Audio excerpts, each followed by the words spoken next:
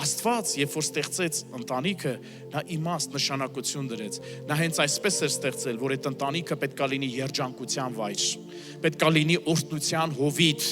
բոլոր նրանց համար, ովքեր որ պիտի ծնունդ առնեին, ձևավորվեին այդ ընտանիքում։ Գիտես, երբ որ հեղինակը մի բան ստեղծում է, նա ինչ որ իմաստ, նշանակություն է տալիս իր ստեղծածին, խորհուրդ է հաղորդում դրան, այո, ընտանիքը նախատեսված Աստծո մտահղացումն էր այդպեսին, որ այնտեղ ամեն մեկը սիրված լինի, այնտեղ ամեն մեկը գնահատված լինի, պահանջված լինի, հարգված լինի, նաև իր տաղանդներով ու կարողություններով ռեալիզացված լինի ընտանիքում։ Գիտեք, ամեն մեկը կարողանա իրան պաշտպանված եւ ապահով զգա։ Բայց թե ինչպես հետո մենք կկիրառենք, կգործածենք այդ նվերը, ինչի կվերածենք, դա արդեն մեր ամեն մեկիս անձնական պատասխանատվությունն է։ Մարդը կարող է կամ այն դժոխքի վերածել, բայց կարող է նաև եդեմական պարտեզի վերածել։ Կարա իր դրախտավայրին վերածել, այն պարտեզին, որտեղ այդ ընտանիքի անդամները, որ ոտք են դնում, այնտեղ զգան այդ երջանկությունը, այդ ուրախությունը, իրար ծառայելը, իրար բարձրացնելը, իրար համար հոգ տանելն ու քաջալերելը։